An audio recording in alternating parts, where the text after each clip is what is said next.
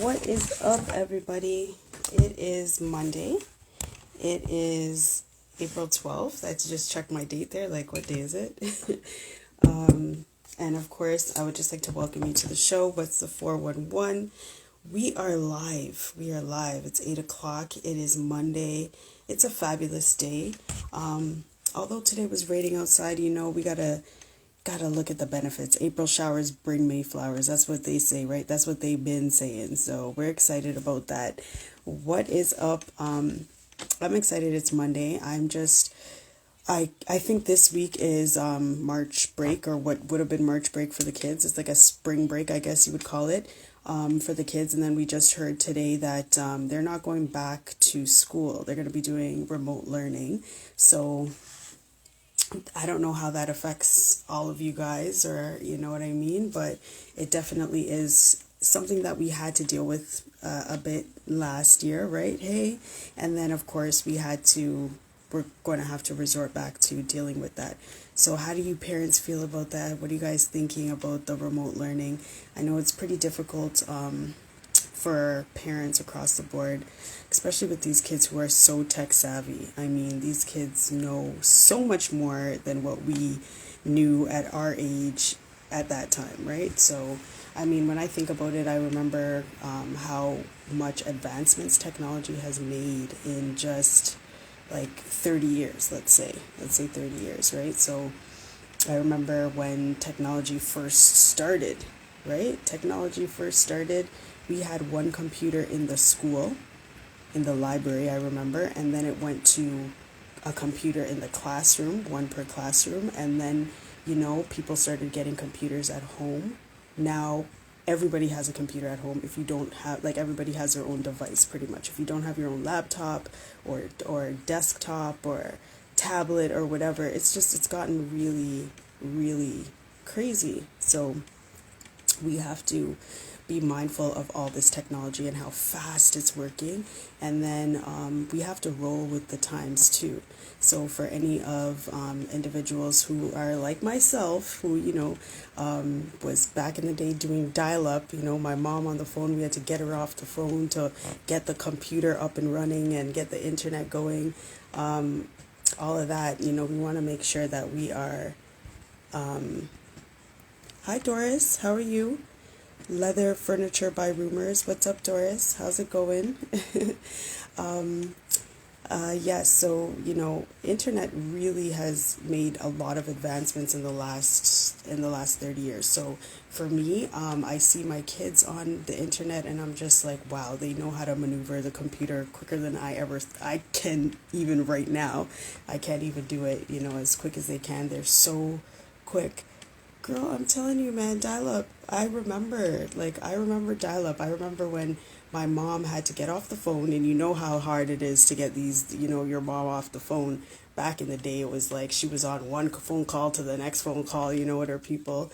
And so we had to, we couldn't have no interruptions on that dial-up. And then I remember my brother was into making sure that the internet worked really well. Like, we were all dependent upon my brother.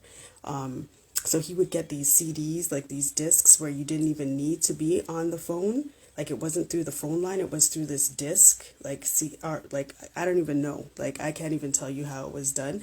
But, he did that. And he knew how to put it in and how to load it up. And I can't remember. I'm trying to remember what it's called. Like, it's in my mind and I can't remember. But, yeah, low tech. I can't, I'm very, very basic. But what I've realized is that I need to step my game up.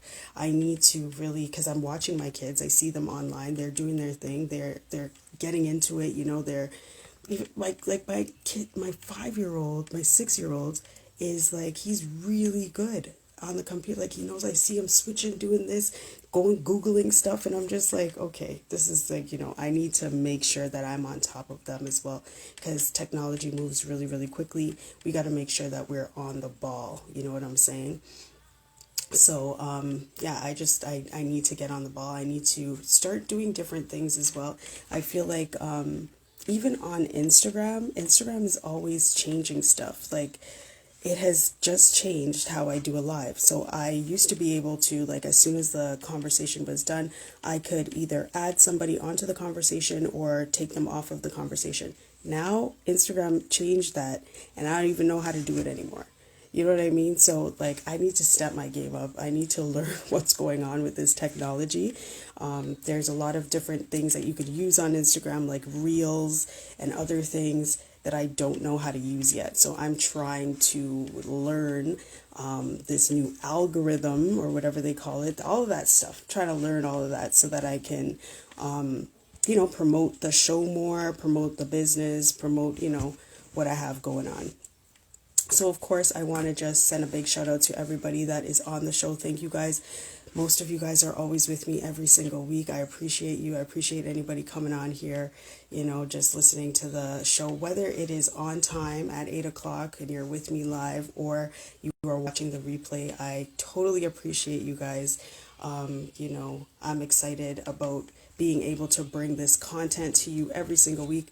I am grateful for the people that I have that are just responding to me, because a lot of these people I do not know. I have never met in my life, and I reach out to a million people, and they're just responding, and they're like, sure, I'll come on your show, sure, I'll talk to you about whatever. So I appreciate that. I appreciate the love. I really do feel extremely grateful and blessed for that. So I appreciate that. With that being said, I do have another summit coming up. I haven't really put it out there and advertised for it too much, because we have a lot of different individuals who are already reaching out to me to ask me to be on the summit for the next one. So we're almost at capacity. We're almost filled up, but I do still have some space for individuals who are looking to advertise. So if you have a commercial, infomercial, anybody that has a commercial or anything and they want to advertise, definitely send them my link, get in touch with me, send me the video, whatever it is that you're looking to do. And then also, if you know anybody that you think might be interested in advertising for the summit, make sure that you connect them with me so that we can get them on the show. The summit is going to be May 22nd, which is a Saturday again. It's from 12 to 6. So we are doing the summit from 12 to 6 p.m. It's going to be the same type of vibe. Different experts coming on to the panel, talking about what it is they have going on. And then we have commercials, we have giveaways, we have a whole bunch of live different phenomenal things happening that day. So you guys make sure that you join the conversation. Of course, as soon as I have everything secured and organized, I'm going to make sure that I'm posting everything, so you guys are going to know what to expect on the panel, who our experts are this time around, and what other types of commercials and advertising we're going to do. So just keep your eyes peeled for that. And I'm excited about it. I'm really excited to have so many different people. We're going to have a different bunch of people on talking about some great things. So I'm excited about it. And then, of course, the advertisers. Got to big up the advertisers, got to big up the giveaways, got to big up all of that stuff. So we're excited to have all of you guys join the conversation. I'm definitely going to put the Zoom link so that you can jump on. I'm going to be broadcasting also to YouTube as well. So make sure that you guys join the YouTube conversation, all of that good stuff, all that good stuff. So, of course, without further ado, I see that we have our guest in the building.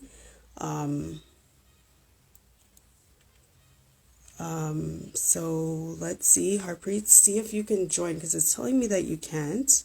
I don't know why. I'm trying to invite you, and it's not allowing me to invite you. So see if maybe you can join on your end.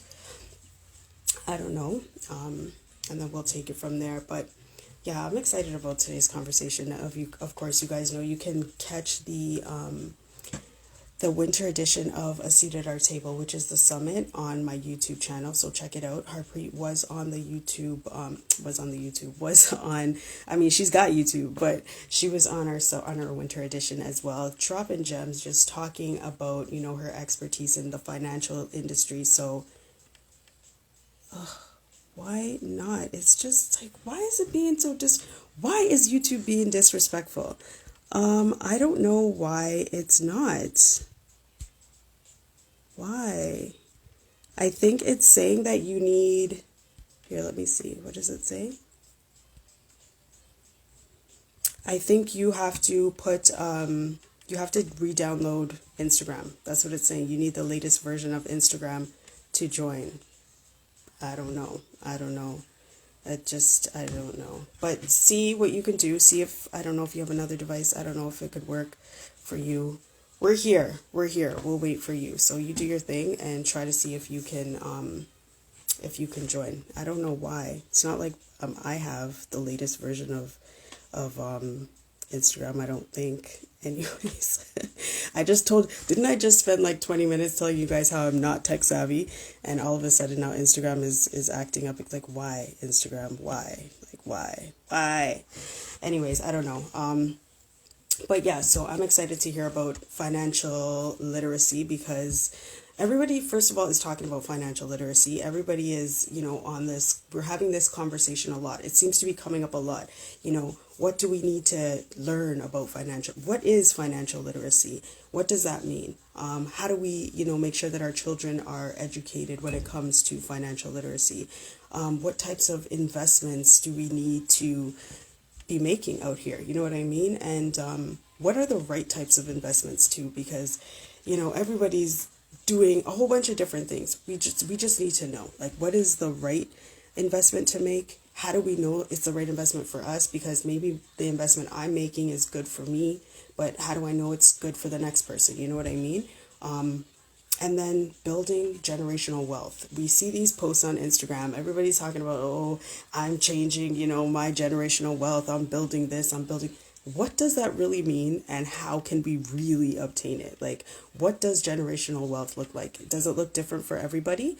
And then how do we start to build that? Because for most people, especially in the Black community, our people, we don't always come from that established home where our parents are leaving something for us. You know what I'm saying? Like, where they're leaving their house, or they're leaving. A lot of us are being left with either nothing or debt.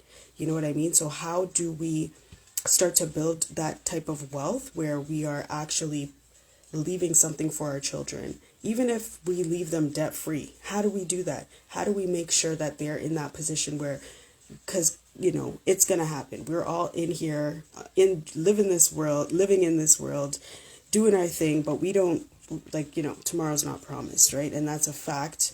It is a reality. It's not, it's what's going to happen. So how do we make sure that our children are left in the right positions? And maybe they won't be children. Maybe they'll be adults, or maybe we don't even have children because, not everybody's got kids. Well, how do we make sure that we're not left, we don't leave this world in a bad position, like leaving in debt, having our family members to even pay or come up with funds, you know what I mean, to make sure that we are just, you guys know what I'm trying to say. So Harpreet has all the answers. I mean, I remember listening to a couple of her lives. She was doing Money Mondays, I think it was called, just last month. She was doing a whole bunch. Hello, sir, how are you? And she was talking about finances. She was talking about money. She was talking about, her backstory and how she got started and how she pushed herself to be in this position to make sure that she's helping other people obtain financial freedom. So it's important. Bills are important. We know what it's like when, you get fresh out of high school and you're introduced to credit cards and you're introduced to lines of credit and people are just throwing things at you and you're just like, oh, let me take this credit card. And it looks nice in the wallet when your wallet's packed up with all the credit cards, but it ain't looking too nice when the bills are coming at the end of the month and you gotta, pay. And then what does, I'm always curious about this minimum. We're always paying the minimum, but we're paying that minimum for the rest of our lives. How do we get out of paying that minimum? When does it make sense? Because there is smart credit and then there is stupid credit, if you ask me. And then how do we deal with that? How do we know what's the right credit to take, because I think we do need credit, because in order to make big purchases like a home and a vehicle or whatever, even a business later on in life, we need to have credit in order to get those things, because most of the time we don't have that cash on hand to just pay for something. So we have to talk about these things. Financial literacy is definitely something that I want to know about, and I think it's important that we all educate ourselves when it comes to financial literacy, and then share that information with our family, our friends, and anybody who is really looking to try to put themselves in a better position. So I'm excited about this conversation, and I also want to send a big shout out to DJ Kid Cut. Last week was a really good episode as well. We had that good conversation. I mean, he was giving us some gems, not only on life, but on music, like we got a full circle last week, you know what I'm saying? So if you missed the show, you definitely want to go back and check that one out. It was a really good one. And he was just going in, just talking to us about life, life, and how serious life is, and how we need to push ourselves, and how we sleep on our own potential. There were so many things that he was saying that I was just like, I need to raise the bar. You know what I mean? We're always operating. Well, not always, not everybody. Everybody's different, right? But at times we find ourselves, and I know I find myself operating at a level where I feel like I could be doing more, but let me just lay here and watch this show, or let me just, relax myself. I deserve to calm down and chill. It was a long day. But really, we need to get up, and we need to actually, push ourselves to do a little bit more, work a little bit harder, get up a little bit earlier, and work throughout the day. You know what I'm saying? If we are operating at a level 5, we need to be pushing ourselves to operate at that level 6. And of course, you guys know how I love a challenge, and this month is the month of April, and we're just focusing. There's no real focus of the 10-day challenge that I do monthly, but this 10-day challenge is just, reminders, things that we already know that we need to be doing, that we just gotta, push ourselves that extra mile. And I say it all the time, this is like life work. This is stuff that we say all the time, or, in general, people do say, it takes 90 days to create a habit, or it takes this amount of time, or this is what you need to do in order to establish a new thing in your life. But what I say is that instead of putting a time frame on it, you need to actually think of it as a lifelong journey. You're not just working out for the next 90 days. You're not just going to eat healthy for 90 days. You know what I'm saying? And then think that after that 90-day period, you're just on a roller coaster and you're good to go. That's it, No, actually, it's a lifestyle change that we have to change our mindset and think differently, so that we can actually understand that it's not something that's going to end. This is forever. I'm changing my eating habits because it's healthier for me in the long run. I want to make sure that I am pushing myself to actually be better, to eat better, to be healthier, to have that different lifestyle, right? So sometimes we put on ourselves and we're just there okay, I'm just going to work out for the next, 30 days. I'm going to do that. No, you need to realize that this is something that is long term. It's lifetime. You've got to dedicate yourself to pushing yourself, heightening up your challenges with yourself, So this one is really, this 10-day challenge is really about, this 10-day challenge is really about pushing yourself. It's really about seeking, digging deep within yourself, and always looking at yourself in the mirror, doing that face to face, looking at yourself and saying, okay, nobody knows you deep down within, and could say, they can see what's on the outside, but they can't see what's on the inside. You know what you need to change. People can tell you, but you, at the end of the day, you really know what needs to change about you. You've got to be able to look at yourself and be honest with yourself. And sometimes that means being brutally honest with yourself, really, have the one-on-one conversation. People always say, oh, if you talk to yourself, you're crazy. No, you need to talk to yourself. You need to reason with yourself, okay? And people are like, don't answer yourself back. I talk to myself, okay? I will say and then I will respond, all right? So talk to yourself, man. You need to talk to yourself. You need to push yourself. You need to understand who you really are and then actually be responsible for that. Be responsible for who you are and where you are in your life. And that is something that can be a hard pill to swallow, but it's only a hard pill to swallow if you don't like the truth. If you are really determined, okay. Yes, when you're determined to do, be determined to take responsibility for your actions. So here we go. We got Miss Harpreet in the building. If this works. Hey! I'm so sorry. Oh, it's all good. It's all good. How are you? I'm good. Sorry. I had to use my iPad, which I barely use, and I'm like, now I'm having to hold this thing because it hasn't charged. But we gonna make It's it all work. It's good. all good. Yep, yep. So how's everything? Well, first you got to introduce yourself, let everybody know who you are and what you do. Yes, of course. Good evening, everyone. Happy Monday. My name is Harprit Gill, and I'm a community leader, financial advisor, financial educator, and my journey really started in the financial services industry about, I'd say, 3 years ago. And my background is in youth and community work, which I've been doing for, I say, 17 years.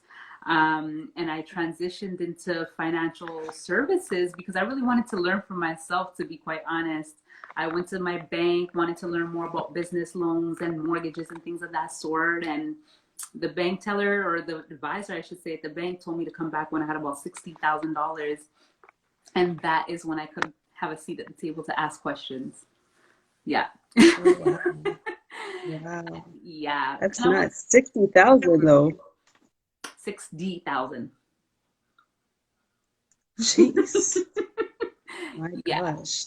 And you know what? It was a blessing, to be quite honest, because if it wasn't for that rejection, I wouldn't be here right now doing what I'm doing. I would have still been doing what I was doing before, which, I loved what I did, but a lot of politics behind social work and community work. And, I thought I was going to be able to make a difference.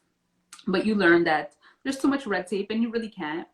And I feel like I'm doing more community work now than I ever did before, and in a more meaningful way, because now I get to teach the masses about things that we're not supposed to learn about, the things that have been hidden gems, things that we should have never had access to. So now I feel like I'm making real change. And the more people become financially literate, financially educated, the more we'll be able to have a seat at our own table. We don't have to beg a seat at nobody's table. And we can have access to ownership, because then we have buying power, really what it boils down to. As much as we want to protest and we want to do X, Y, and Z, it's just not going to work. Why? Because we don't have the money. We're the ones in the position begging for money. So I don't want to be in the position to beg for people's money anymore. I know that I've changed my life completely all the way around in a span of 3 years. So if I can do it, anybody can do it if they want to. Wow. Jeez. You are so inspiring, I'm telling you. Oh, thank you. Um, Thank you. yes. I've always like I hear so many people talking about financial literacy, financial literacy. What does that really mean? That's a really, really good question. And it really boils down to an individual's understanding of how money works, how it's made, how to manage and invest it, understanding the rules of money. I think that so many of us only understand one aspect of money, which is scarcity mentality, and Mhm. knowing that we have to work to earn it. I think those are really like our capacities when it comes to money. And we don't think about the other end of the spectrum is like, you need to make money work for you, because clearly all of us are working. We all work hard to Yeah. some capacity, but that hasn't brought us wealth. That hasn't brought us riches. That hasn't changed our circumstances. So we need to start to understand the rules behind money. Essentially, that's what financial literacy is that you're becoming literate in an area of finances, really. And I think that's the Mm, best way I mm. can describe it, and just kind of getting straight to the point, because that's really what it means. Okay, okay. And then like how did you get started? Like what you went to the bank, you decided that, you need the $60,000. But like what really, how did you get started? What prompted you to like get into this financial industry? You know what? That's a really great question. Because this is not where I saw myself.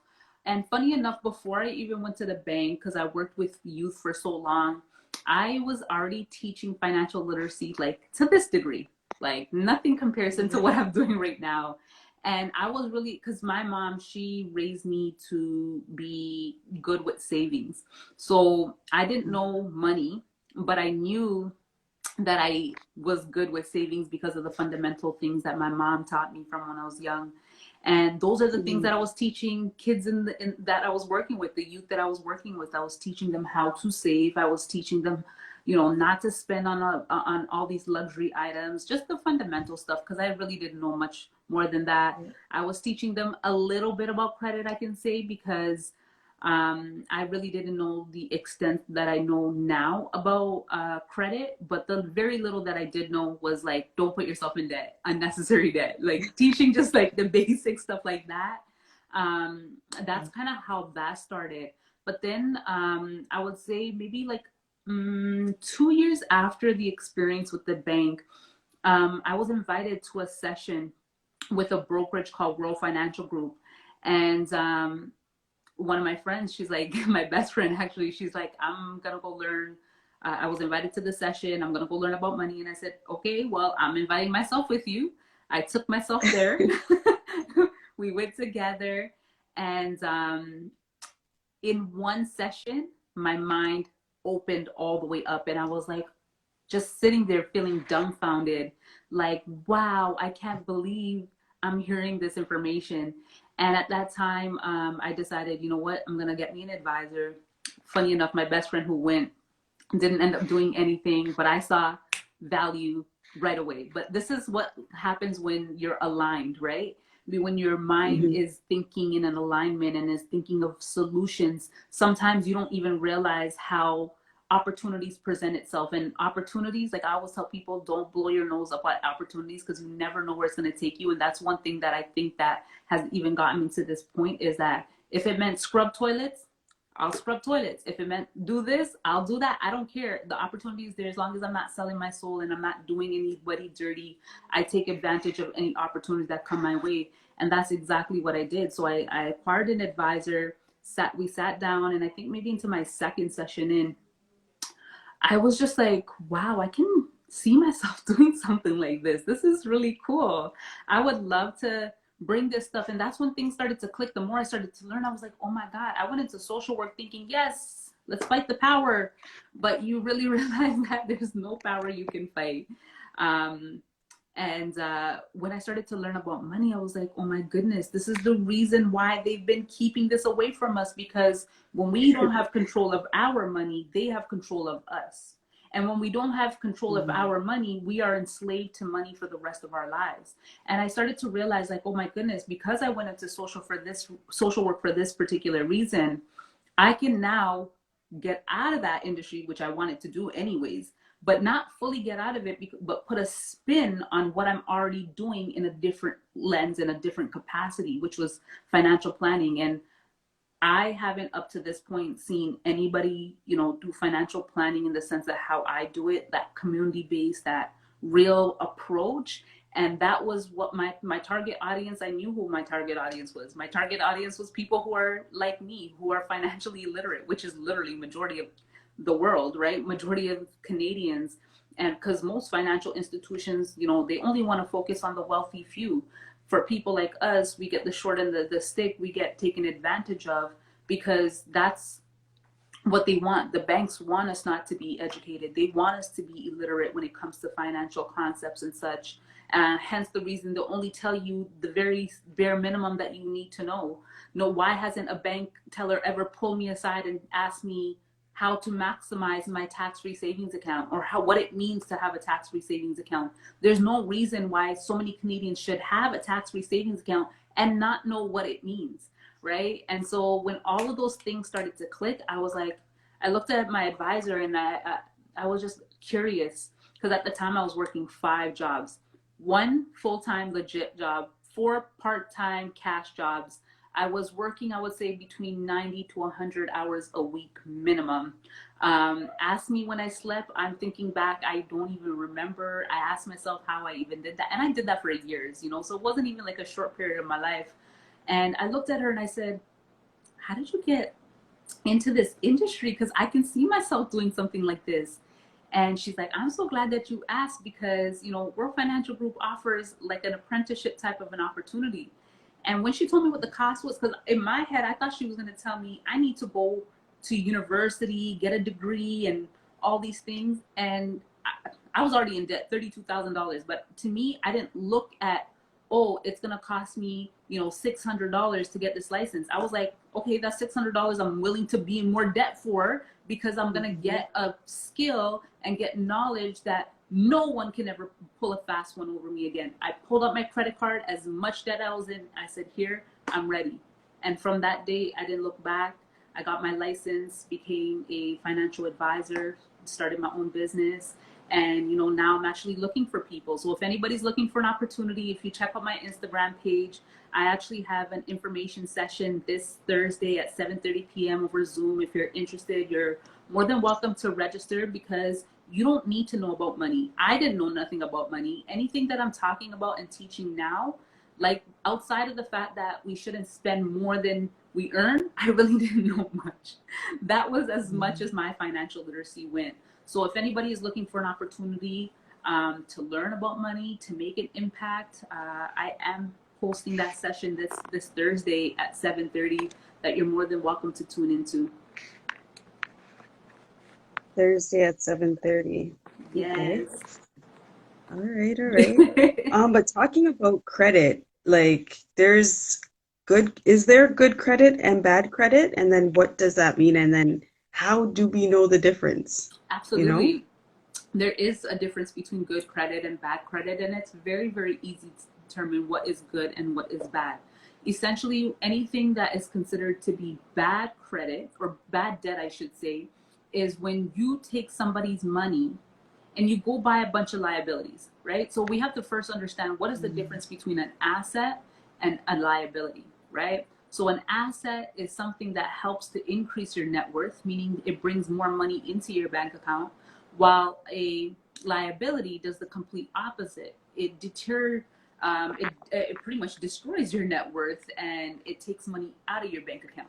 So if I get a loan, let's just say if I get $10,000, and I decide to take that $10,000 and go on a shopping spree, buy clothes, buy shoes, whatever the case may be, those are liabilities, because your clothes really have no real value. Because even if I bought that pair of shoes for $200 in the store and I'm trying to resell it, no one's gonna buy from me for $200, because you're not Foot Locker. You have to sell it to me for less than what Foot Locker is selling it to me for. So you just purchased yourself a liability, and you're paying interest on something that has no real value, right? So, and then we find ourselves in debt.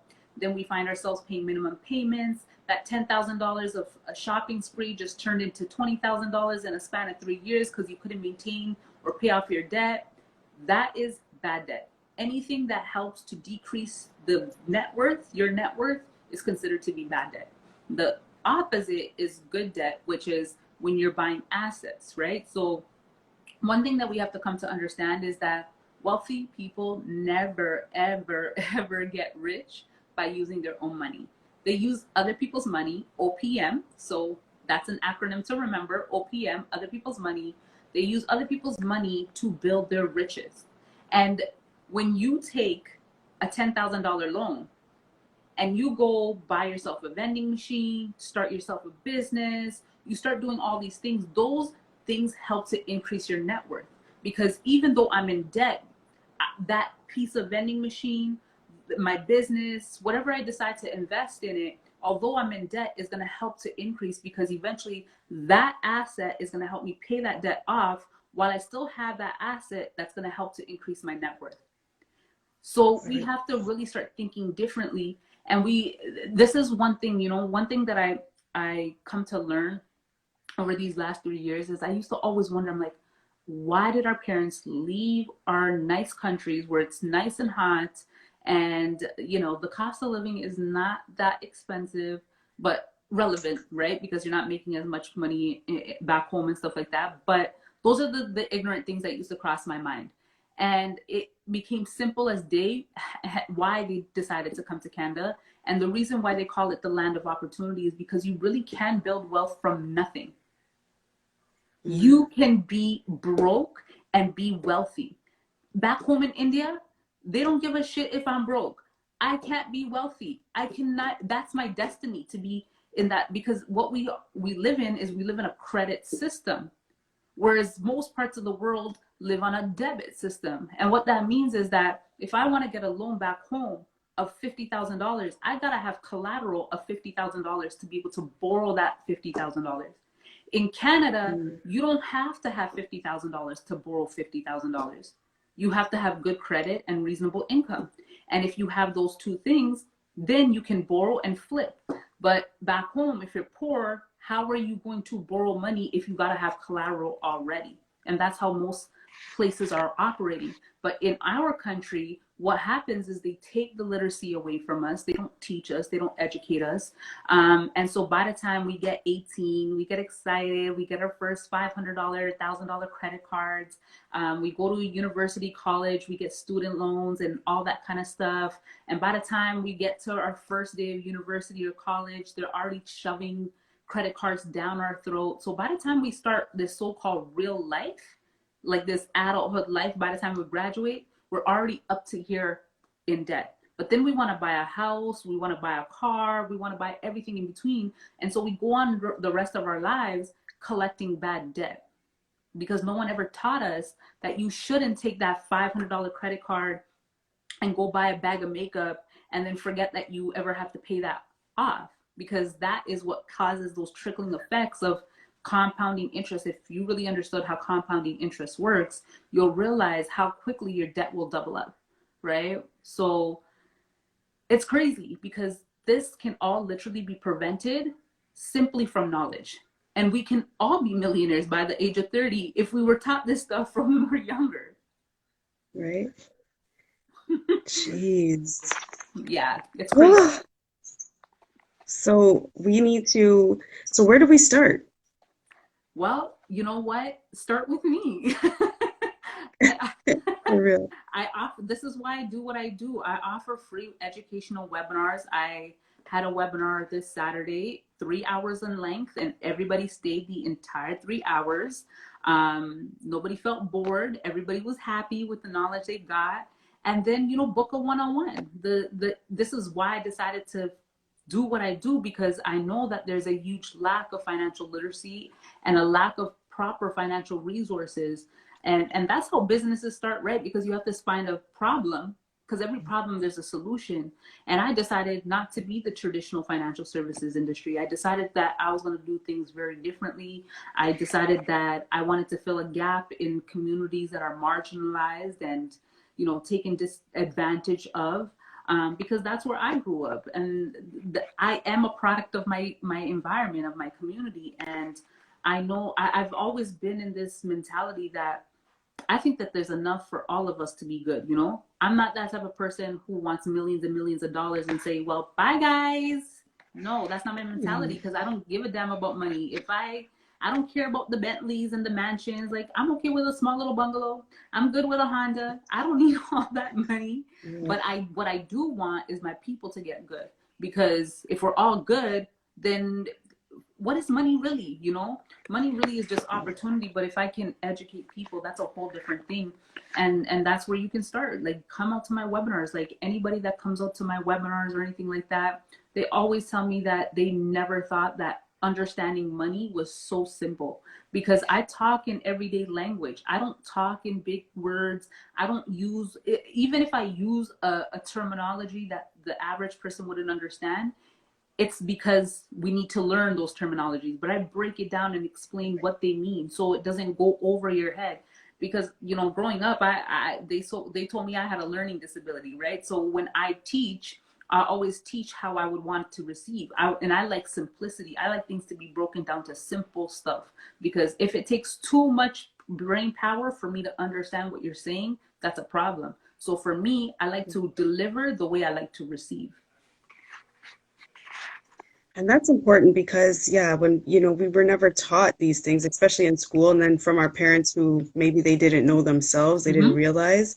But the language is definitely intimidating. When you go into the bank, they're just telling you, bomb, bomb, bomb, this is what you have. They kind of just go through your thing. Okay, sign here. And you're just like, okay. And you sign. You don't even know what the heck's going on, for the most part. Exactly, because So, you know what? For one, if they start explaining things to us, then we're gonna start putting, connecting the dots and realize like, oh, what are you doing really, right? And the thing is, mhm, the unfortunate reality is that people just trust the banks. Why? I don't know. Maybe because that's what we've been told, and we that's what's fed down to us, and so we automatically trust the banks. We don't, and on top of that, like, because we don't have the literacy, you don't know what to ask. It's kind of like going into school, let's say a college or a university program, your first day in school, they start teaching you about a subject you never heard about. And then the teacher says to you at the end, do you have any questions? And you're like, whoa, you just gave me a whole bunch of information that I never heard before. I don't even know where to begin to ask questions. So when mhm. they're talking to us in a language that we don't understand, sometimes we get intimidated. Sometimes we want to feel like we don't want to act like we don't know, or whatever the case may be, or simply you just don't know where to start to ask questions, right? So the good thing with me is that I do work with the banks. I work with the banks. I work with insurance firms. I work with investment firms. But I have access to so many different companies that I can make sure that we use them and they don't use us. Because that's the whole point. Is it's not to say that we don't need the banks. Yes, absolutely, we need the banks. But how do we take advantage of them as opposed to them taking advantage of us?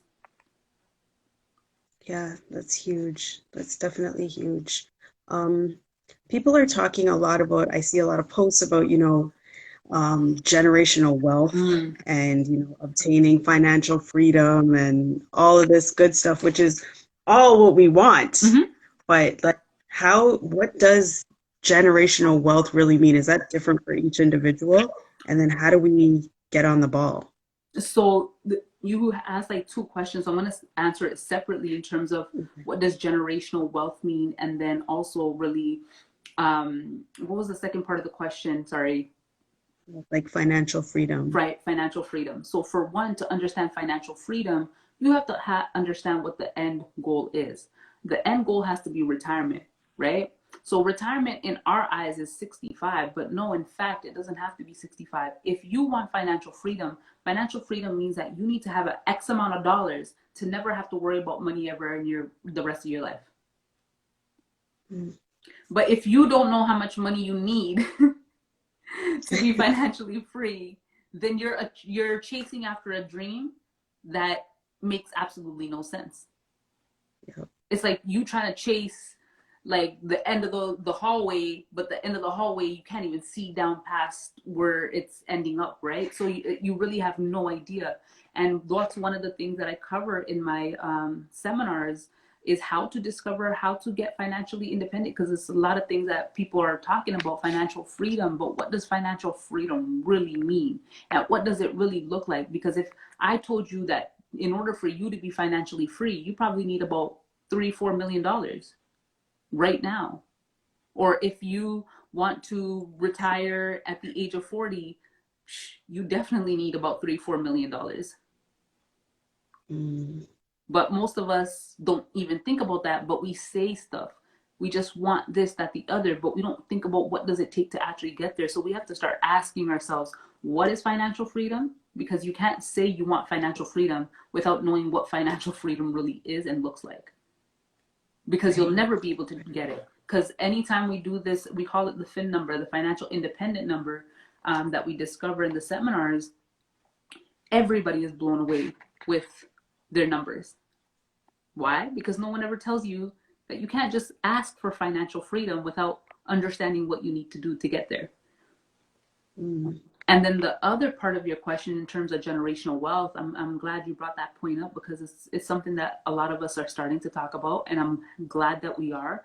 But generational wealth really just means that you're passing on wealth from one generation to another. Mm-hmm. And it could be multiple generations. Some people have set up plans for their great grandkids, or generations that are not even here yet, right? But how do we actually create that is a different story. So I think that we have like the fundamental idea of what generational wealth means, which is passing on wealth generationally, but we don't really understand what that means and how to do it. So one thing that we have to understand is that in this country, if you're trying to build generational wealth without life insurance, good luck. That's just point blank, period. If you don't have life insurance, you're not going to build generational wealth in this country. Absolutely not. Why? Because in this country, every single one of us are worth more dead than we are alive. So if somebody passed away in 2020 and they have debt, that gets passed on very easily to the next generation, just like this. Right. But if, let's just say, that same person had some real estate property, they had a tax-free savings account, some mutual funds, whatever the case may be, guess what happens? The government freezes that. No, they don't pass it on. Not at all? No. So when a deceased person owns anything that they own, they call that your estate. Okay. So anything that deceased person owns, their estate gets seized, meaning everything they own is frozen.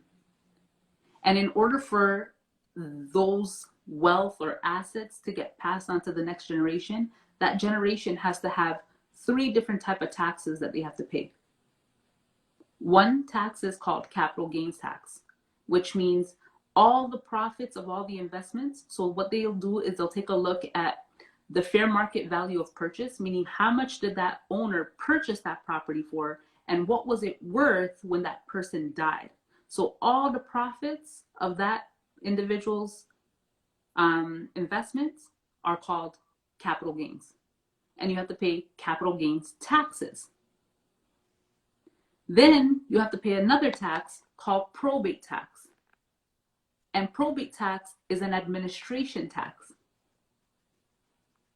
And in Ontario, you have to pay about 1.5% on every $1,000. Then you have to pay a third tax called your final taxes, which is your regular taxes that you do every year. So although that person died in 2020, somebody in their family has to take care of their taxes for the last year. So if you take a look at a tax form, the first page is called the information sheet. And on the information sheet, what you'll see is 2 check boxes, one that says deceased and one that says alive. And I bet nobody's ever noticed this before, because most of us don't even do our own taxes. So when you check off the deceased box, you know that the CRAs know that this is this person's final taxes that you're taking care of. Then and only then, once all those taxes are paid off, can you inherit that wealth. Now, if you don't have life insurance, what's going to happen is you're going to have to sell those assets off. The government still wants their piece of the cake. And whatever is left over, once the lawyers get their money, the government gets their money, everybody and their mama gets their money except for you and your family, and you get the peanuts that are left over. That's why I always tell people, if you don't have life insurance, what is the point of building wealth? Because you're building it not for your family, you're building it for the system. And we have to start understanding that life insurance, you have to purchase that stuff as young as you are. You can get life insurance on your children from literally when they're 15 days old. This is what wealthy people are doing. And people don't tell you that you can actually build assets within the life insurance policy itself, which is a whole topic, right? But we have to remember the reason why it's important to get it young is that when we're young, we're healthy. And these insurance companies, what they're looking at us is that every human being is a risk. And if you're a risk, they're trying to assess your risk. How much of a risk are you? So if you have health issues, for example, diabetes, the type 1 versus type 2 is a little bit different. But if you're on insulin, good luck. If you've had a heart attack in the past, cancer in the past, strokes, anything like that, then you're considered high risk. And the higher your Okay. risk, the less worthiness that you have in their eyes. So if you're too risky, they don't want to insure you because they say, okay, well, geez, you're only 35, you've had a heart attack already. And I say this because I've experienced a lot of clients of mine. Just last year alone, I had at least 25 people, all under the ages of 35, cancer, strokes, heart attacks, diabetes, hypertension, cancers, like all kinds of things. And so when you have all of these pre-existing conditions, health conditions, they look at you like, well, you can drop dead any minute. We don't even want your money because you're too much of a risk. We don't even want you paying your premium. We don't even care if you have premiums to pay. We don't even care if you want to pay up all your premiums up front. They don't care because you are worth less. So I know that we have this scarcity mentality around insurance. Trust me, I did too. I used to be the biggest skeptic. I used to swear that I would never get life insurance. I used to swear that life insurance is a scam and everything in between. But it's because obviously the ignorance came from the lack of knowledge.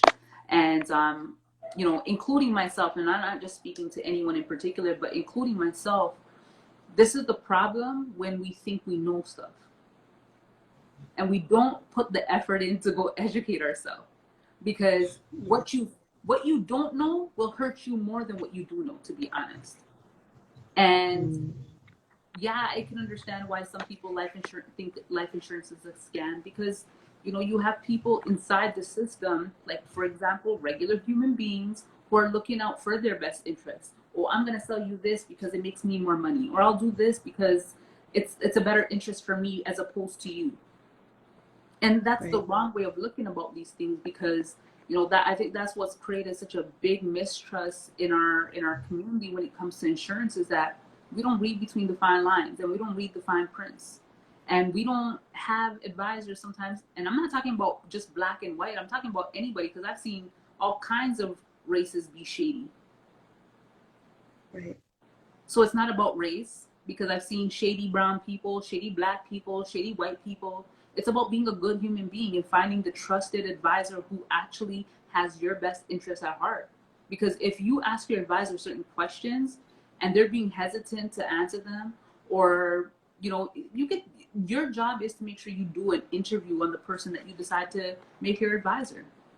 And if you choose to pick the first person that comes to you and feeds you any kind of foolishness, and you don't go back and do your due diligence and do your homework and cross reference some of this information, then there's no one really to blame but us, because we're in 2021. The information is readily accessible to all of us, but we choose not to look into that.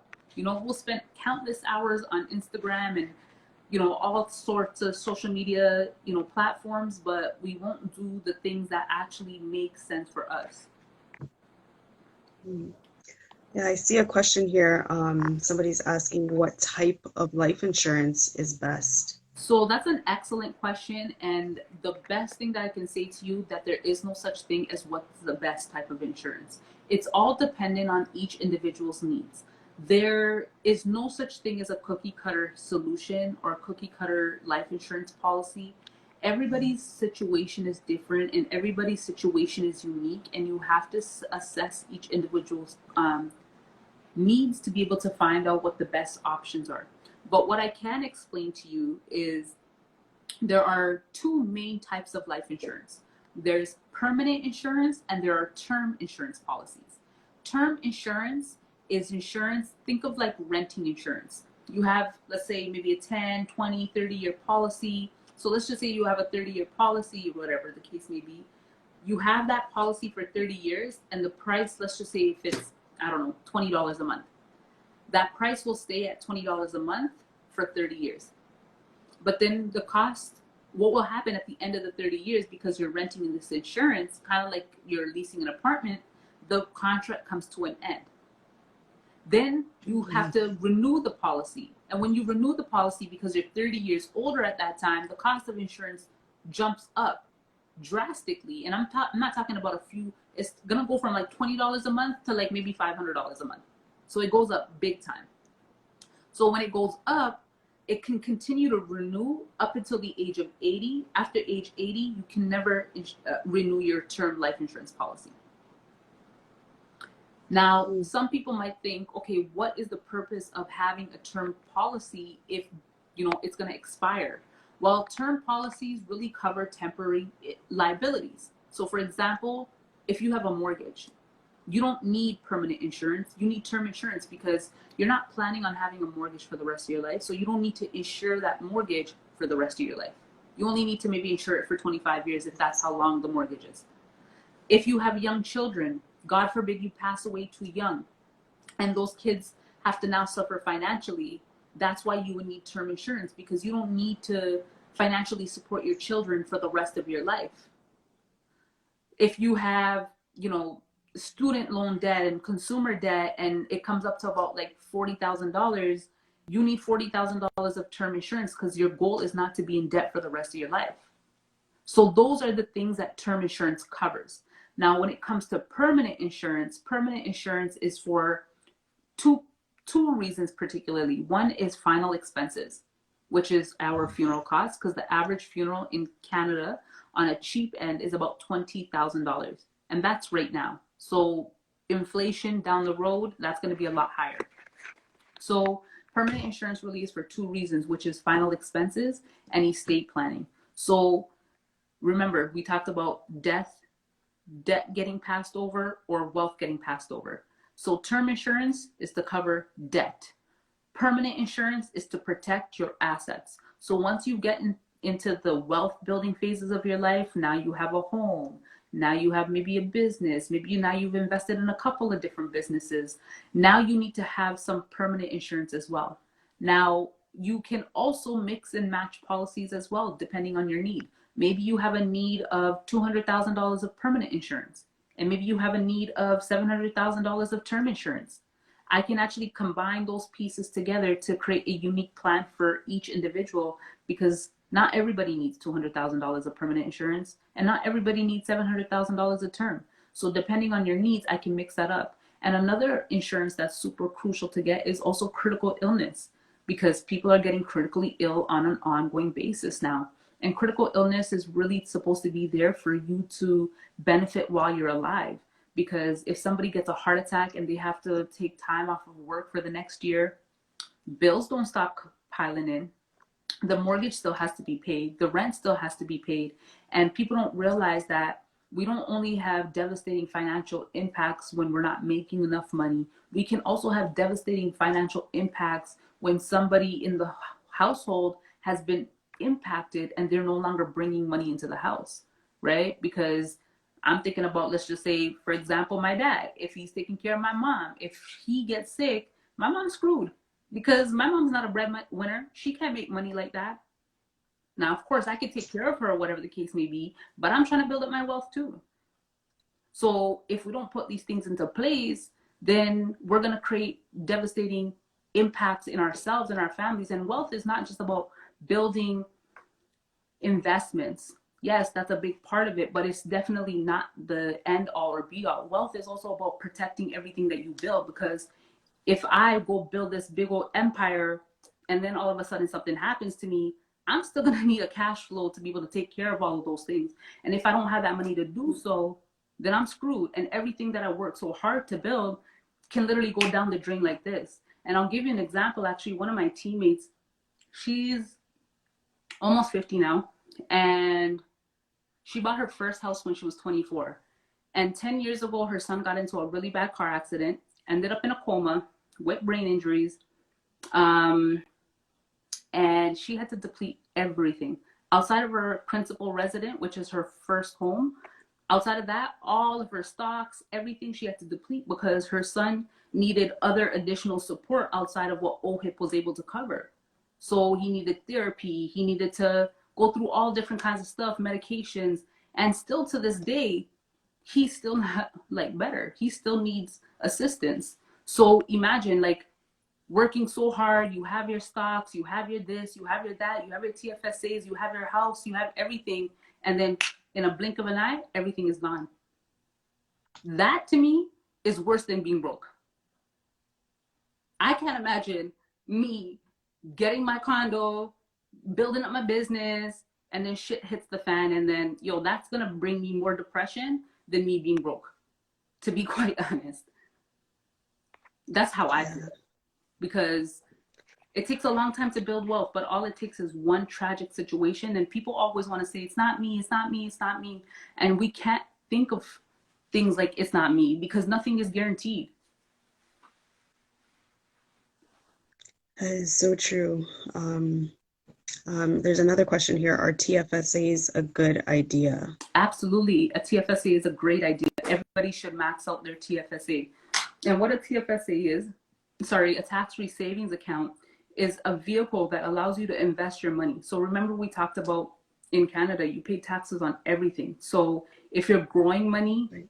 in this country, so if let's just say you buy stocks, you buy, I don't know, $100 worth of stocks, and those stocks now at the end of the year are worth, let's say $400. Now you just made a profit of $300. You would have to submit that into your income taxes. So you have to claim your growth of your investments into your income tax. But if you put your money through a TFSA and buy your stocks through a TFSA, you can build all your investments inside there and don't pay any taxes on your growth of your money. And that's the whole purpose of the tax-free savings account. And it's funny, the banks actually lobbied to call the tax-free savings accounts a tax-free savings account because it was actually supposed to be called a tax-free investment account. And they didn't want people to ask questions, hence the reason why people just use it as a regular savings account. So they do these things on purpose, intentionally, because they don't want us to know.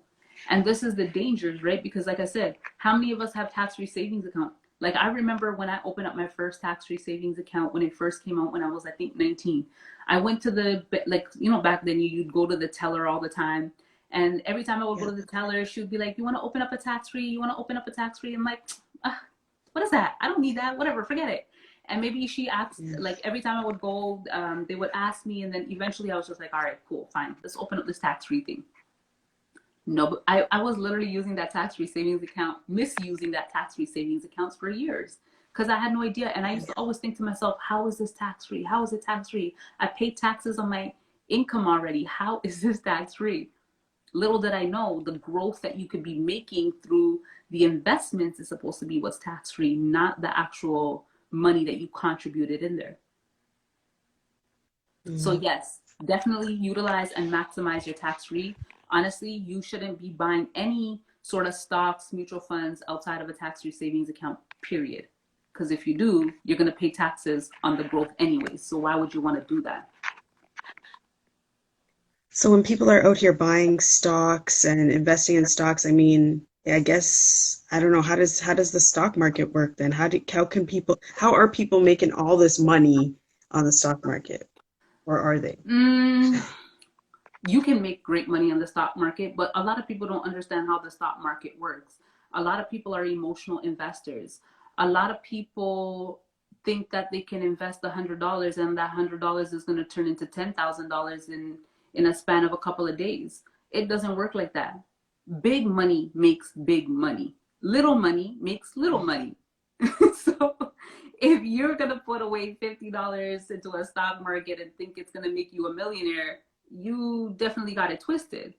Now, I'm not saying that you shouldn't put away $50 a month or whatever the case, whatever you can do. Like you want to invest something because you want to make your money grow a little bit for you because the banks are not growing it at all.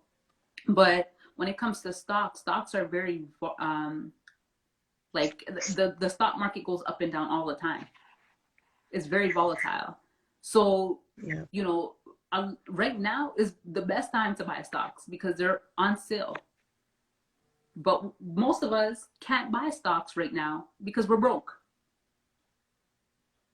Right. So that's the whole purpose of, saving and stuff like that. So when opportunities like this present itself, because if you think about from the beginning of the pandemic till now, The people who had money, they made great money. Mm-hmm. But if you were broke and you were trying to get into the stock market, how? How are you going to get into the stock market if you don't have money to begin with? True. True. Makes sense. And But then how do we know what stocks to invest in as well? so that's a hard question to answer because it depends person to person, right? You if you want to be more safe, you're gonna go with companies that are well established, like the Coca-Colas, the Apples, the Teslas, the companies that you know are not really gonna go anywhere. But those ones, you're not gonna make a crazy amount of money because though they have been long standing, and even if you want to get into it, you know, the costs are a lot higher. So what happens is when you buy stocks, you're buying a portion of that company. And that portion Mhm. of the company comes in units. And that unit has a different price. So, for example, let's just say, I'm making this up, so don't take this literal. Let's just say if Coca Cola, you want to buy Coca Cola stocks, and Coca Cola stocks is $300. To buy one unit of Coca Cola, that would cost you $300. That would be make you a very, very tiny, tiny, tiny, tiny owner of Coca-Cola. Now, the more Mm, units you buy, the bigger of an owner you become of that company. So okay.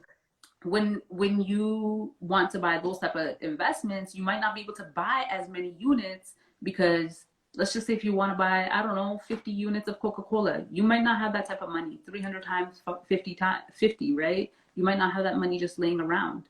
Although we know it's a safer stock, but you might not have that money. So that now it's time for us to maybe invest in companies that are on the come up. But the thing is with the companies that are on the come up, you don't know who's really on the come up. You don't know who's really going to Hmm. win, and that's when you're pretty much kind of playing the gambling game, right? Right. Right. And so we have a couple other questions. What is a good amount to invest in stocks? I don't want to say what's a good amount to invest in stocks because that's such a broad question. Everybody's situation is different and unique, and it really depends on each situation.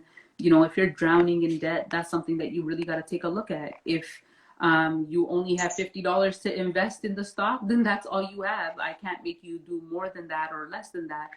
You know, one person's situation might be this person should invest $300 a month, and somebody else's situation might mean that they have to invest $50 a month.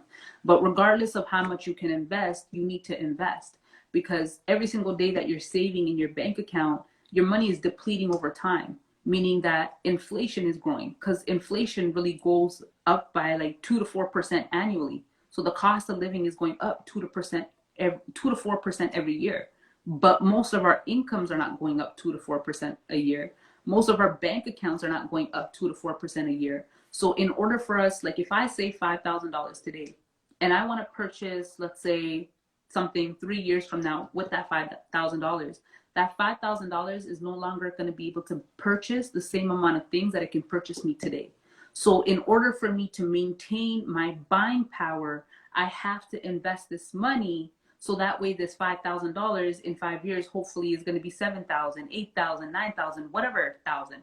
It has to be more than what you have right now because you need to be able to buy the same amount of stuff with that $5,000 in the future. Because if you don't, then it's a difficult situation. And that's why in this country, savings on its own, savings is huge. You need to save.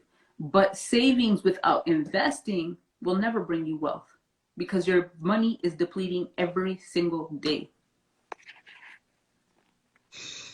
Whew, okay. And we do have another question here about Bitcoin. What do you think about that? Honestly, I can't even answer that question. I don't know too much about Bitcoin, so I'm not gonna sit here act like I know when I don't. I'm still trying to figure Bitcoin out myself. I'm sure there's some platforms that are good, some platforms that are not. You have to do your due diligence in anything that you invest in. For me, honestly, my biggest form of investing is myself. I invest in myself big. Like I invest in myself like I'm in the stock market. Because for me, Hey. the way I look at it, any gamble I take on myself, I can guarantee. As long as I get another day to breathe and I'm blessed to see another day, I know if I put $10,000 into myself, I'm gonna flip that up, right? because I can control myself. I can control my mind. I can control what I learn. I can control what I put out there. My business is my biggest investment. And there's a lot of moving pieces that I'm working on behind the doors. People don't know that in the last few weeks, I've invested a few $1,000s in my business. And I don't think about it any which way. I just take that money. I'm like, okay, here you go. Because right now I have to pay $10,000 here for this. I might have to go learn a skill over there to enroll myself in a little program to learn this. But guess what? This thing here is going to make me hundreds of thousands of dollars in the future. So for me, that's why I always tell people, like, regardless if you want to be a full-time entrepreneur, everybody should have some sort of ownership in something. You don't have to be a full-time entrepreneur, but you have to have some sort of ownership in something, because you are your biggest investment. And if you don't invest into yourself, nobody else is going to invest into you, right? Because yeah, you can't control a vending machine, but you can control what location you put on it. You can control like where you want the traffic to be, and wherever there's traffic. And if you are really like paying attention to the world and the things that people want, there's no reason why you couldn't get a coffee machine and put it in a high traffic area. People go to Tim Hortons and line up in lines all the time. Why can't you buy a little coffee machine, go make a deal with your local convenience store, tell them I want to put my coffee machine right over here. I'll give you rent money for this, whatever the case is, or for every coffee I sell, you make this percentage of money. Like, you can do that. But we don't think about those things, right? We're thinking about, oh, just the stock market. And I'm not saying the stock market is a bad thing. Definitely not. I'm not saying that. But there are so many forms of investing. There's not just one, And we're thinking about, we talk about real estate. Real estate is a great form of investing. But people want to think about investing in the GTA.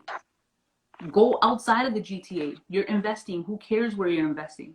As long as you're getting the property for cheap and you can flip your money, go buy it in Windsor. Who gives a damn? People are still looking to place the rent in Windsor.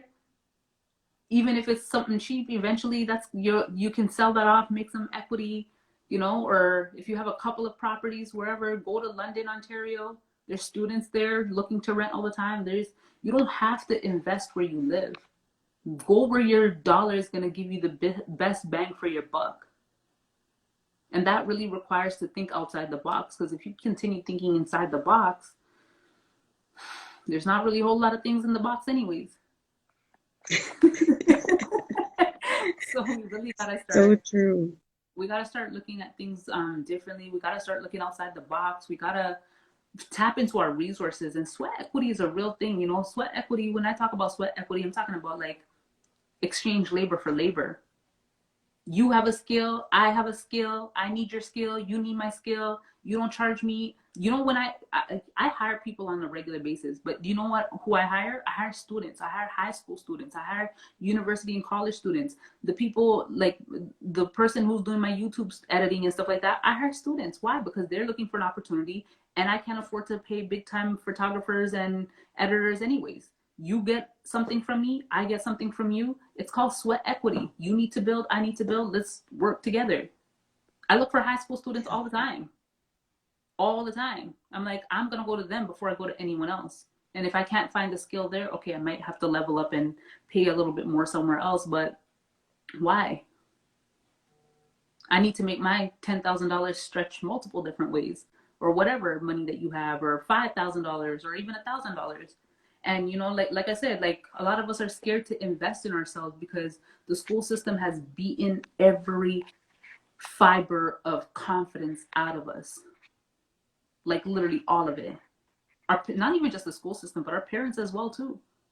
I can think of so many times when my parents told me I wasn't gonna amount to shit, or like because I wasn't academically where they wanted me to be, or whatever the case may be. But that's what happens. We need to start believing in ourselves. And like I said, I have an opportunity fair coming out, guys, on Thursday, 7:30 p.m. Check out my Instagram page. The flyers are there. All you got to do is register. Come learn more about the opportunity. I spent $600 on my license, and that $600 has multiplied so many times over. And I will never, ever, ever, ever, ever be broke again in my life, because I learned one skill that opened up a floodgate of opportunities for me. Wow. You're talking about a lot, but mainly changing the mindset because that's where it starts from. Once our mind changes and we start thinking differently, we definitely will have an abundance of, as you said, the floodgates will just open up and we the money will be raining. You know what I mean? No, seriously, I know it sounds like such a cliche, but it's so real. Like, honestly, people don't even really understand how deep it is. Um, it's really about the mindset, and it's really about honing in on a skill, right? Like, during this pandemic, if you've been off, it's crazy. I've been working, I would say, at least 15, 16 hours every single day, average, since the pandemic, just on my business. And because I've been able to switch to Zoom, I've been able to see a lot more people. I've been able to do multiple webinars in one day.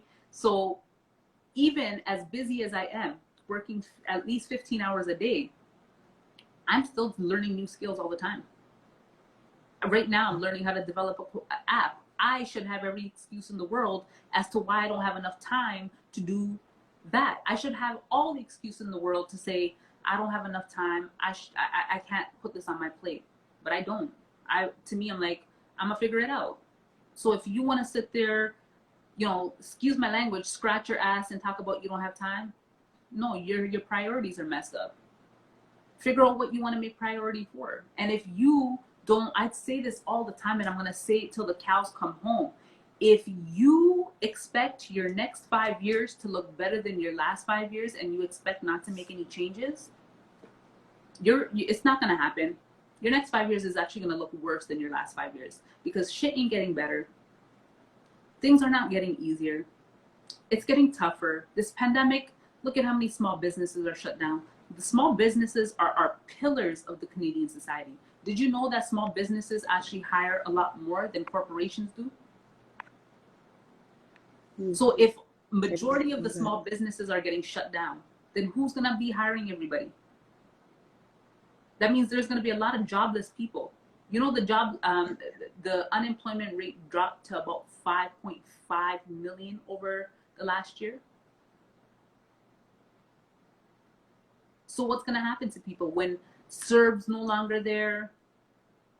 When you don't have these, you think that the government is really just giving away free money and they're not going to say, hey, we're going to boost up the taxes when this whole thing is over? You don't think they're going to do that? What, you think they're just, how? You guys learn how the economy works. One thing in the economy gets affected, everything gets affected. It's a chain reaction. And it has a trickling effect on everything. So if you think things are going to get any better and you're not planning on making any changes, there's going to be a rude awakening. You think depression is at an all-time high now? We're nowhere. Absolutely nowhere. People are going to want to have to kill themselves to come out of this mess because it's going to get that bad. And I'm not trying to say this to like scare or frighten people, but that's really what the reality is. It's gonna be like, what's that movie called where it's like, is it the plague or Which one? Where they're like, I feel like we're living in a movie anyways. We've seen so many and it's like, which one, man? Which one? You know? The one where when all the rich people are good, but then the poor people go out like killing each other, and so it's almost like The Walking Dead, I guess. I haven't never watched The Walking Dead, but I feel like that's what it's like. Where eventually, because when you think about it, poverty breeds crime. Yep.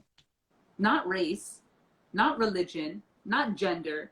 Poverty breeds crime. Don't matter where you go in the world, if you see impoverished places, that's where you're going to see the highest crime.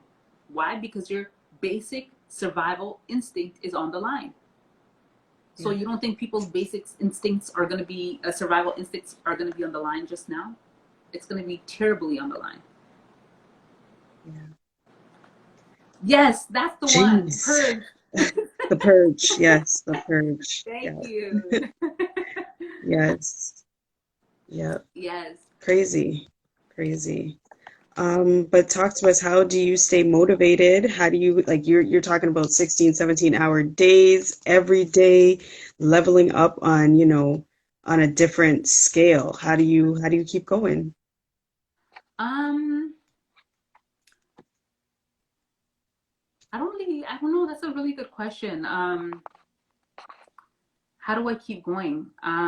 When I want something, I don't stop until I get it. And when you have something that you're working towards, like purpose, I think I know what my purpose is on this earth, to some degree. And when you love what you do, then it doesn't feel like work. I don't feel like I work 15 hours a day. Absolutely not. I don't feel like it. People ask me, like, even when I go home early, I still end up doing work. Like Saturday, I gave myself a day to start. I left the office at 7 o'clock. I went for a nice little walk. But then when I got home, I sat in front of the TV, put some YouTube music on, and start working again. You know? So to me, it doesn't feel like I'm working. It feels like I'm completing my mission. I feel like I can't sleep and rest until what I want to accomplish is done. And until that day, I'm gonna keep going. That's good. That's proper. And then do you have like a motivational quote, something that helps you to press on, that you would like to share that would inspire, somebody listening here? Honestly, I don't. I don't have a motivational anything that inspires me to keep going. Um, it's in my mind, and that's why it's so important.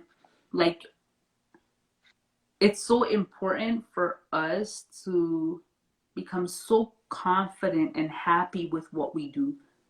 Because when you're confident with what you do and you're happy with what you do, you don't need validations from a quote. Now, I'm not going to say that there's quotes that I see sometimes and I'm like, oh, wow, that's nice. But any quote motivates you for just a brief moment.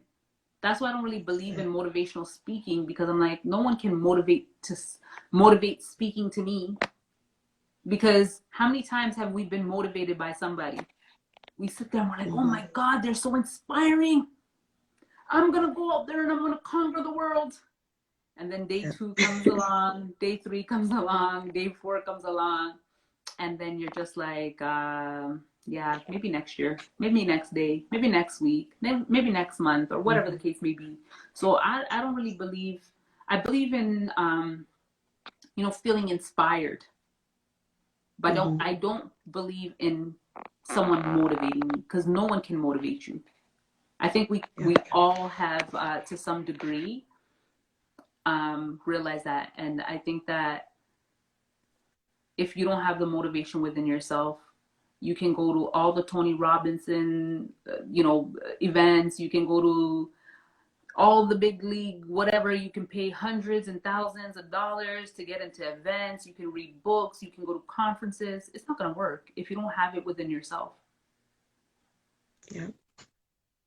100%.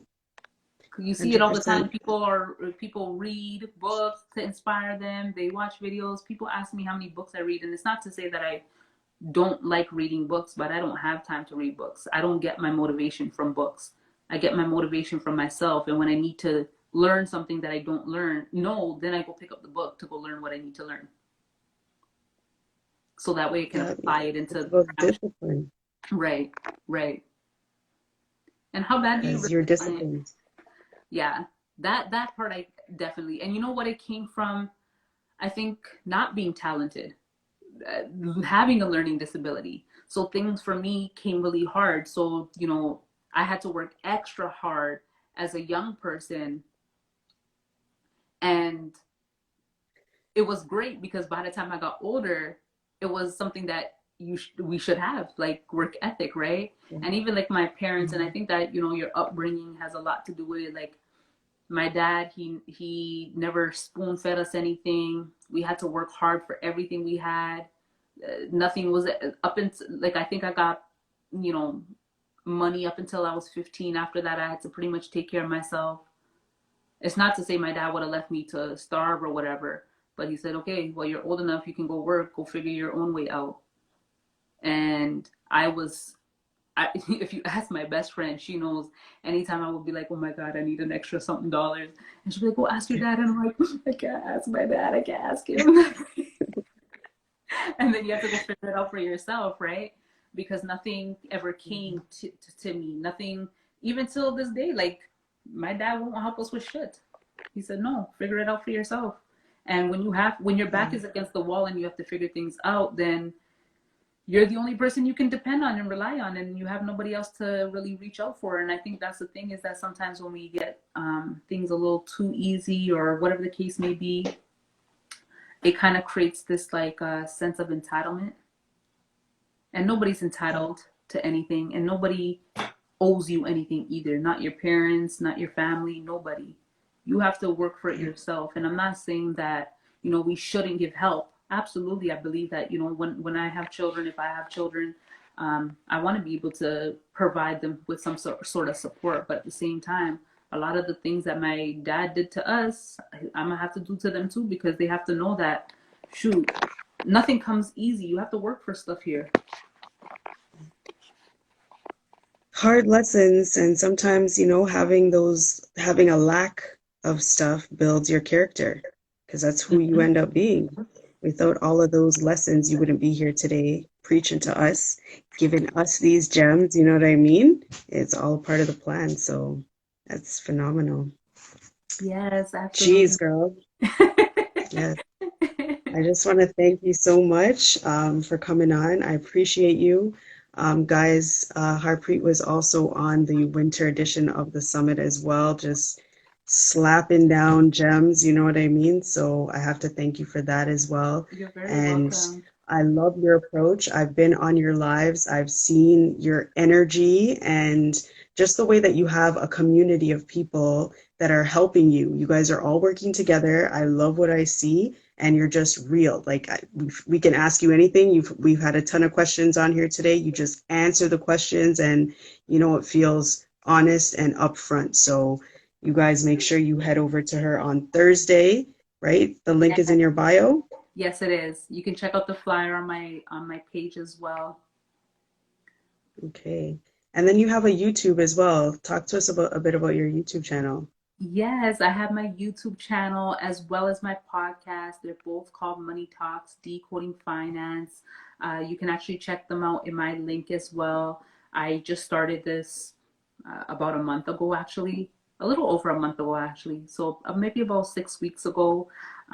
It's all about decoding all things finance, from understanding insurance and debt. But as the seasons continue to roll out, we're going to be talking about cultural behaviors when it comes to money, religion, race, relationships, everything that you can think of that has been a topic of taboo is going to be discussed on the channel. So make sure you guys tune into that. Make sure you subscribe, like, share with all your family and friends.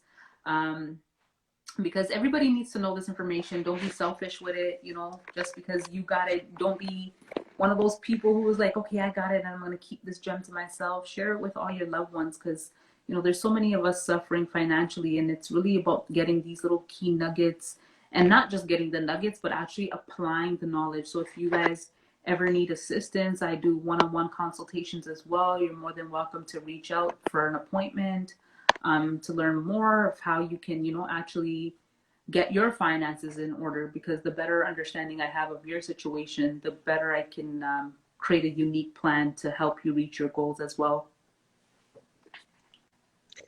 Fantastic, fantastic. Well, I'm definitely gonna do my best to make it on Thursday, so I could learn some more myself, because I was over here taking notes, so I did learn a whole lot, Yes, especially when it comes to that insurance, because I need to figure that part out of stuff, and then just everything else in general, really, really important stuff. So I will have to thank you, you're very appreciate welcome. you. I appreciate Sorry, you and too. oh, thank you, girl. Thank you. And we'll be in touch for Yes, sure. We'll definitely. definitely be in touch. And so make sure you have yourself a great night Thank you. and take care. You as All the well. best, man. Bye. All right. Thank you. Bye. Okay, guys. That was Amazing. That was phenomenal. Okay, there's so much information that we got tonight. If you guys did not take notes, just rewatch the live and get your notebook out because you know that there was way too many things that we can't reiterate everything right now. But one of the most important things she left us off with is the biggest investment you can make is in yourself. You are your greatest investment. Nobody's coming to save you. You need to help yourself. You need to do what you got to do for yourself. Okay, guys, so think of that every day when you're doing your thing. And I literally wrote a post today about discipline and how motivation and inspiration are all great. But when the quote is done, when the speech is done, when all of that is done, what is left but just the words? You are left. You have to do the work. You have to push through. It's all about that discipline. You got to discipline yourself, and it takes the mindset. Y'all know I love the mindset. So it's all about making sure you know what you got to do for yourself, and then you got to get it done because nobody's going to do it for you. And then think about 5 years down the line. Like that was harsh, right? Think about it in 5 years.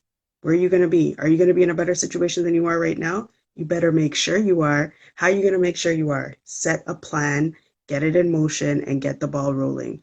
Be your biggest cheerleader. Be dependent upon yourself. Discipline yourself to get what you need to get done in the future. Set your goals. Make sure you know what you're getting yourself involved with. If you have a goal to, buy a house in 5 years, think of a plan, think of a strategy. Make sure that you're setting yourself up to win. And then figure out how you're going to get there. If that means that you need to make small investments, like speaking to Harpreet, getting on board with her, trying to figure out a financial plan, whatever it is that you need to do, you got to get it done. So there's a lot to think about after this live tonight, guys. But I just want to encourage you to make sure that you're investing in yourself 100%. And that's it. Invest in you. You are your greatest stock on the stock market, right? Okay. All right, guys. Have yourself a wonderful night. Next week, I'm excited. We're going to have another great guest join and bless the stage, dropping off those gems. Make sure that you guys keep it locked. We have a couple more days left on the 10-day challenge. So I encourage you all to just check it out, jump on board, and say yes to the challenge. All right. You guys have yourselves a great night, and I will see you at the same time